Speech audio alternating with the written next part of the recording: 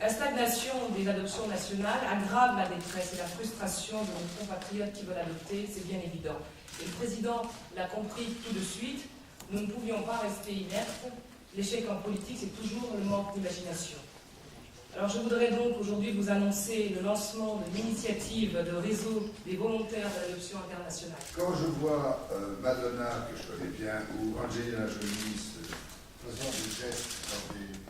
J'ai honte un peu pour eux et pour tous ces gens-là, ces soi-disant entre guillemets people. Moi, je ne suis pas candidat à l'adoption, j'en fais partout des enfants. Mais... pardon. Ma réaction, elle est de satisfaction parce que voilà 3 mois que le rapport a été rendu et il ne s'était pas passé grand-chose entre la remise du rapport et aujourd'hui, hormis la nomination au Conseil des ministres d'un ambassadeur chargé de l'adoption internationale qui était un des points importants du rapport. Donc là, Ramayad donne vraiment le coup d'envoi de l'application de ce rapport dans un domaine qui est essentiel puisque les 2/3 des adoptions en France sont des adoptions internationales. Et donc voilà, c'est une mise en mouvement qui est bienvenue à travers en plus une idée originale qui est essentielle aussi parce que l'adoption c'est une affaire de terrain, c'est une affaire de proximité avec les autorités des pays d'origine, d'avec les orphelinats, les travailleurs sociaux locaux, etc.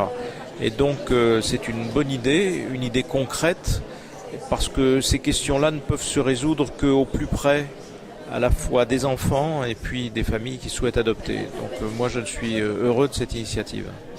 Une chose par exemple que peut faire un volontaire au Cambodge, c'est s'il intervient sur une demi-douzaine d'orphelinats, c'est déjà faire des fiches techniques.